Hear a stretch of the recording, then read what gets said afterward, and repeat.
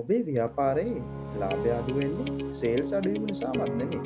සමහර විට ප්‍රොඩක්ටිවිටි අඩු වීම නිසා වෙන්නත් පුළුවන්. මොකද්ද මේ ප්‍රොඩක්ටිවිටි කියන්නේ?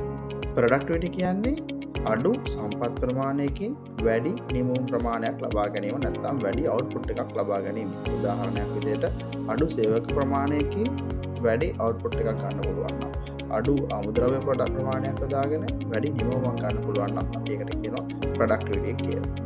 මේක තවදුරටත් පැහැදිලි කරොත් නාස්තිය අඩු කරගෙන කාලය ඉතුරු කරගෙන හොඳ අවුට්පුට් එකක් ගන්න එකට අපි කියනවා ප්‍රොඩක්ටිවිටි කියලා. උදාහරණ ලෙස පාන් පිටි කිලෝයකින් කලින් පාන් ගෙඩි 10ක් නිපදවනවා.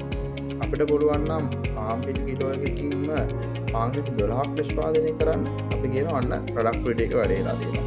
එහෙම නැත්නම් අපි හිතමු ඔපරේටර් කෙනෙක් කියලා. ඔපරේටර් කෙනෙක් පැයකට ඇකලුම් 40ක් නිෂ්පාදනය කරනවා වෙනුවට ඒ ඔපරේටර්ම පාවිච්චි කරලා අපිට 50ක් නැත්නම් 55ක් නිෂ්පාදනය කරගන්න පුළුවන් නම් අපි කියනවා අන්න ප්‍රොඩක්ටිවිටි එක වැඩිලා කියලා. ඉතින් මේක වැඩි කරගෙන යද්දී අපිට එන චැලෙන්ජ් එකක් තමයි ක්වොලිටි එක.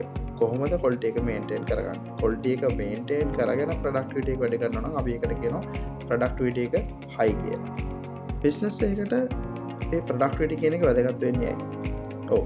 ඒකෙන් කොස්ට් එක අඩු වෙනවා. ඒ වගේම වේස්ට් එක නැත්නම් නාස්තිය අඩු වෙනවා.